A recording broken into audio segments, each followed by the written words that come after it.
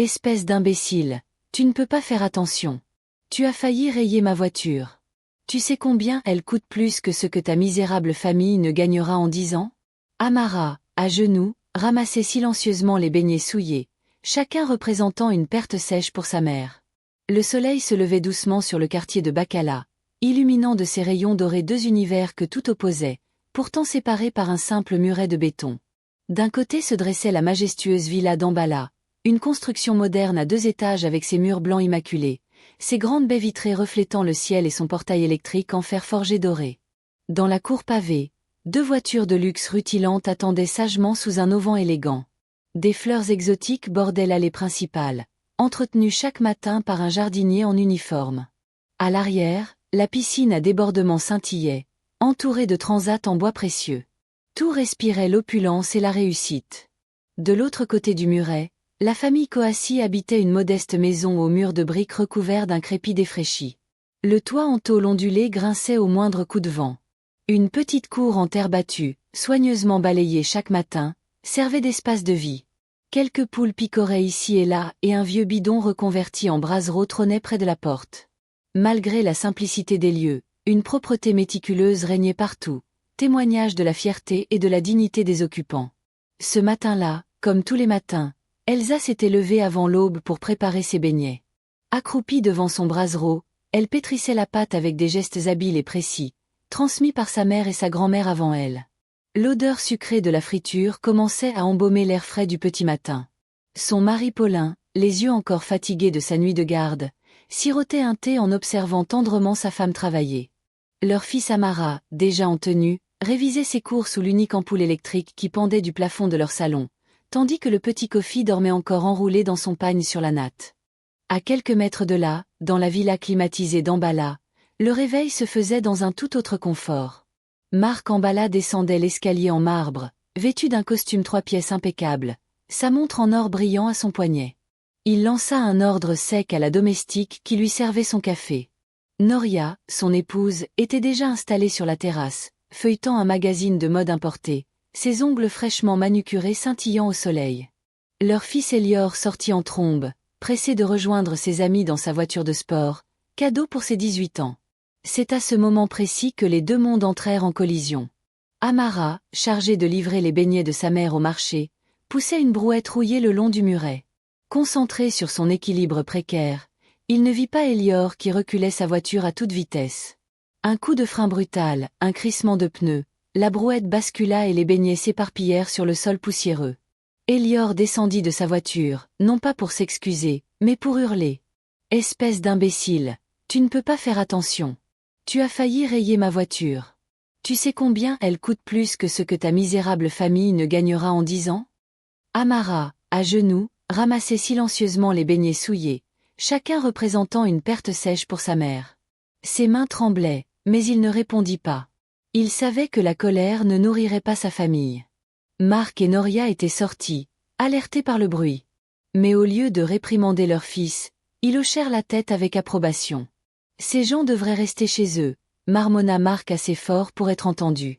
Ils encombrent le quartier avec leur pauvreté. Seule Flore, accoudée à sa fenêtre au premier étage, observait la scène avec un malaise grandissant. Quelque chose, au fond de son cœur de 15 ans, lui disait que ce qui se passait en bas était profondément injuste. Alors qu'Amara s'éloignait dignement, la tête haute malgré l'humiliation, une voix grave s'éleva. Mamie Adjoasa, la doyenne du quartier, avait tout observé depuis son banc habituel sous le grand manguier. Elle fixa Marc de ses yeux perçants et déclara d'une voix claire qui portait loin. « L'arbre le plus haut n'a pas toujours les racines les plus profondes. Quand vient la tempête, c'est lui qui tombe le premier. » Marc haussa les épaules avec mépris et rentra dans sa villa. Mais les paroles de la vieille femme résonnaient étrangement dans le silence du matin, comme un présage que personne ne voulait encore entendre. 3 jours après l'incident des beignets, le ciel de Bacala se transforma. Des nuages noirs, épais comme de la fumée, s'amoncelèrent au-dessus du quartier. Le vent se leva soudainement, soulevant la poussière en tourbillons furieux. Les vieilles femmes du marché hochèrent la tête en murmurant « Mauvais signe. Une grande colère vient. » En fin d'après-midi, la tempête éclata avec une violence inouïe. La pluie tombait par torrents, transformant les ruelles en rivières boueuses. Le tonnerre grondait comme 1000 tambours de guerre et les éclairs ébraient le ciel obscurci. Les arbres pliaient dangereusement sous les rafales, leurs branches gémissant dans la tourmente. Dans la maison des Coassi, toute la famille s'affairait. Paulin avait placé des bassines sous les fuites du toit en tôle qui commençaient à céder. Elsa maintenait la porte fermée de toutes ses forces tandis que le vent rugissait contre le bois fragile. Amara et le petit Kofi colmataient les fentes des murs avec des chiffons, tentant désespérément d'empêcher l'eau de s'infiltrer partout. Vers minuit, un craquement sinistre retentit. Une partie du toit s'envola dans la nuit, emportée par le vent comme une simple feuille morte. L'eau s'engouffra dans la maison, trempant tout sur son passage. Les maigres possessions de la famille furent inondées en quelques minutes. Elsa serra ses enfants contre elle, priant silencieusement, tandis que Paulin, debout sous la pluie battante à l'intérieur même de leur maison, les protégeait de son mieux avec une bâche déchirée. Chez les Embala, la villa résistait mieux, mais pas totalement. Le mur d'enceinte du côté ouest s'effondra avec fracas, laissant la propriété exposée. Des tuiles s'envolèrent du toit et l'eau s'infiltra dans le garage, endommageant l'une des voitures de luxe. Marc tempêtait contre ses ouvriers absents. Noria pleurait sur ses meubles mouillés et Elior filmait la scène avec son téléphone pour ses réseaux sociaux. Au petit matin, quand la tempête s'apaisa enfin, le quartier de Bacala offrait un spectacle désolant. Des arbres arrachés jonchaient les rues, des toits gisaient à terre et la boue recouvrait tout. Paulin fut le premier debout. Malgré l'état catastrophique de sa propre maison, il enfila ses bottes et sortit voir ce qu'il pouvait faire pour aider le quartier. Elsa le suivit, un panier sous le bras contenant ce qui restait de sec chez eux, quelques galettes de manioc et une bouteille d'eau potable. Ils passèrent devant la villa des Embala et découvrirent Marc seul, contemplant avec désespoir son mur effondré et les débris qui encombraient la cour. Paulin n'hésita pas une seconde. « Monsieur Embala, permettez-nous de vous aider à dégager tout ça. » Marc le fixa d'un air dur. « Je n'ai pas besoin de votre pitié. J'ai les moyens de payer des professionnels. » Paulin sourit doucement. « Ce n'est pas de la pitié, monsieur, c'est de l'entraide entre voisins. La tempête ne fait pas la différence entre riches et pauvres. » Avant même que Marc ne puisse répondre, Elsa s'approcha de Noria qui sortait de la maison, le visage fermé. « Vous ne semblez pas bien, madame. » En effet, Noria tremblait de fièvre. L'humidité et le stress de la nuit l'avaient rendue malade. Elle éternua violemment, portant la main à sa gorge douloureuse. « Il faut la soigner rapidement, » déclara Elsa avec autorité. « J'ai ce qu'il faut. » Elle rentra chez elle sous le regard incrédule de Marc, puis revint quelques minutes plus tard avec des feuilles d'eucalyptus, du gingembre frais et du miel sauvage. Dans sa cuisine dévastée, elle prépara une décoction chaude qu'elle apporta à Noria. « Buvez ceci 3 fois par jour, madame, et faites des inhalations avec ces feuilles. Votre fièvre tombera avant ce soir. » Le breuvage était amer mais apaisant. Noria murmura un merci presque inaudible, le premier mot de reconnaissance qu'elle adressait aux Coassi. Pendant ce temps, Amara et même le petit Kofi étaient venus aider à dégager les débris de la cour des Embala. Ils travaillaient en silence, efficacement, sans attendre de remerciements. Flore, qui observait depuis sa fenêtre, finit par descendre. Elle rejoignit Kofi et l'aida à ramasser les tuiles brisées. Pour la première fois, elle échangea quelques mots avec les enfants Coassi, découvrant en eux une gentillesse et une joie de vivre qui contrastaient étrangement avec leur situation difficile. 2 semaines s'écoulèrent. La vie avait repris son cours à Bacala, chacun réparant tant bien que mal les dégâts de la tempête. Les Coassi avaient colmaté leur toit avec l'aide des voisins, tandis que Marc avait fait venir une entreprise coûteuse pour reconstruire son mur. Ce matin-là, Marc conduisait sa voiture sur la grande avenue qui menait au centre-ville. Il était au téléphone en pleine négociation d'un contrat important quand soudain un camion grilla un feu rouge. Le choc fut terrible. Le bruit du métal froissé résonna dans toute la rue. La voiture de Marc fit plusieurs tonneaux avant de s'immobiliser sur le flanc. Les secours arrivèrent rapidement. Marc, gravement blessé et inconscient, fut transporté d'urgence à l'hôpital central. Noria, prévenue, accourut en pleurs avec ses enfants. Les médecins furent formels. Marc avait perdu beaucoup de sang. Il lui fallait une transfusion immédiate. Son groupe sanguin était rare. « Nous lançons un appel urgent », annonça le docteur Sankara. « Quelqu'un dans votre entourage pourrait-il donner son sang ?» Elior et Flore furent testés, mais leur groupe ne correspondait pas. Noria fit appeler tous leurs amis fortunés, ceux avec qui ils dînaient dans les restaurants chics, ceux qui les invitaient à leurs soirées mondaines. Personne ne répondit, personne ne se déplaça. Mais une autre nouvelle, bien plus terrible encore, frappa la famille Emballa. Un homme en costume sombre se présenta à l'hôpital. C'était un huissier de justice. « Madame Emballa, je suis au regret de vous informer que votre mari a été victime d'une escroquerie financière. Son associé a disparu avec tous les fonds de l'entreprise. Les comptes sont vides. Plus grave encore, il y a des dettes considérables. Votre villa et vos biens vont être saisis. » Noria s'effondra sur une chaise. En quelques heures, sa vie entière s'écroulait. Son mari luttait pour sa vie. Leur fortune n'était qu'une illusion et tous leurs soi-disant amis les avaient abandonnés. C'est à ce moment-là que Paulin Coassi apparut dans le couloir de l'hôpital. Il venait de terminer son service de nuit comme gardien. Ayant entendu parler de l'accident par les infirmières, il s'était renseigné.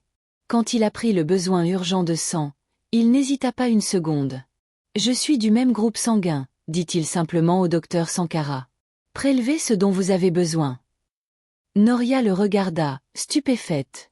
Cet homme que son mari humiliait régulièrement était prêt à donner son sang pour le sauver. Mais ce n'était pas tout. Amara, le fils aîné, arriva quelques minutes plus tard, essoufflé. Il avait couru depuis l'université dès que sa mère l'avait prévenu. « Moi aussi, je suis compatible », annonça-t-il. « Prenez mon sang également. » Le jeune homme qu'Elior avait insulté, humilié publiquement, offrait maintenant ce qu'il avait de plus précieux pour sauver la vie de son agresseur. La transfusion fut réalisée. Les heures qui suivirent furent angoissantes, mais Marc survécut. 3 jours plus tard, il ouvrit enfin les yeux et ce qu'il vit le bouleversa encore davantage. Paulin était assis à son chevet, veillant sur lui pendant sa pause de nuit. Marc murmura d'une voix faible. « Pourquoi ? Pourquoi m'avez-vous aidé après tout ce que je vous ai fait ?» Paulin sourit avec douceur. « Parce que nous sommes tous des êtres humains, monsieur Emballa. La vie humaine n'a pas de prix. Elle vaut bien plus que toutes les voitures de luxe et toutes les villas du monde. » Marc détourna le regard. Des larmes coulèrent sur ses joues. Pour la première fois de sa vie, il ressentait de la honte, une honte profonde, sincère. Pendant ce temps, les huissiers vidaient la villa des Emballa. Les meubles, les voitures, tout fut saisi pour payer les dettes. La famille dut déménager dans un petit appartement de 2 pièces dans un quartier populaire non loin de Bacala. Du jour au lendemain, Marc Emballa, l'homme le plus riche et le plus arrogant du quartier, se retrouvait plus pauvre que ceux qui l'avaient méprisé. Et c'étaient justement ces personnes qui lui avaient sauvé la vie. Les premières semaines dans le petit appartement furent un cauchemar. 2 pièces exiguës, des murs fissurés, une cuisine minuscule, des toilettes communes dans le couloir. Noria pleurait chaque soir en regardant les 4 murs nus qui constituaient désormais leur univers. Elior, privé de sa voiture et de ses sorties luxueuses, sombrait dans la dépression. Seule Flore semblait s'adapter, aidant sa mère avec courage. Marc, encore affaibli par son accident, cherchait désespérément du travail. Mais partout où il se présentait, on lui claquait la porte au nez. Son nom était désormais associé à la faillite et au scandale financier. Personne ne voulait l'embaucher. Un matin, alors qu'il errait, sombre, dans les rues, Marc croisa Paulin qui rentrait de son service de nuit.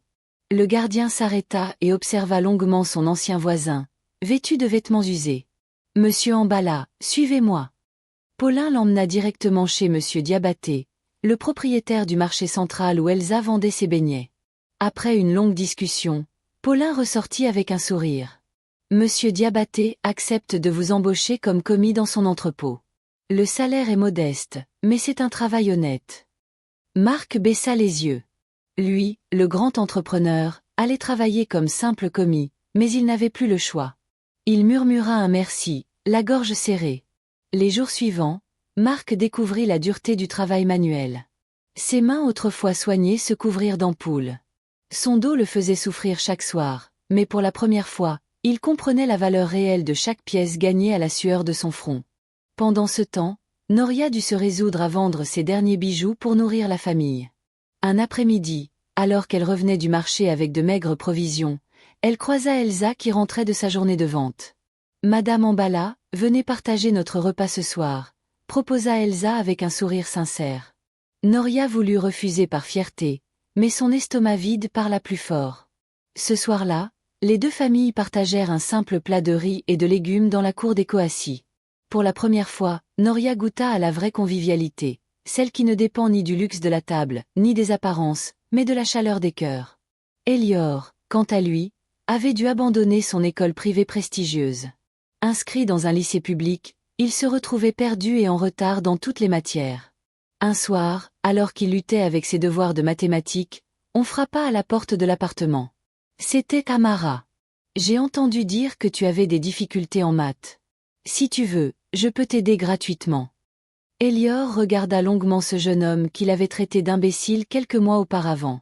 Amara, qui étudiait brillamment l'ingénierie malgré toutes ses difficultés, lui offrait son aide sans rancune. La honte envahit Elior, mais aussi une étrange gratitude. Les semaines passèrent. Grâce à Amara, le jeune Ambala commença à rattraper son retard. Plus encore, il découvrit en lui un véritable ami, quelqu'un de loyal, honnête et constant. Flore, de son côté, passait de plus en plus de temps avec la famille Coassi. Elle apprenait à aider Elsa à préparer les beignets, jouait avec le petit Kofi, écoutait les histoires de Paulin sur son travail. Elle découvrait une richesse que sa famille n'avait jamais connue, la richesse des relations humaines sincères. Un soir, alors que toute la famille Ambala était réunie dans leur petit appartement, Marc prit la parole. Sa voix tremblait. « J'étais un homme horrible. J'ai méprisé ceux qui valaient 100 fois mieux que moi. Et maintenant, ce sont ces mêmes personnes qui nous tendent la main sans nous juger. » Noria hocha la tête, les larmes aux yeux. « Nous avons tout perdu, mais nous sommes en train de gagner quelque chose de bien plus précieux. » Cette nuit-là, la famille Ambala s'endormit pauvre en argent, mais riche d'une leçon d'humanité qu'aucune école n'aurait pu leur enseigner. 2 années s'écoulèrent, 2 années de labeur, d'humilité et de transformation profonde.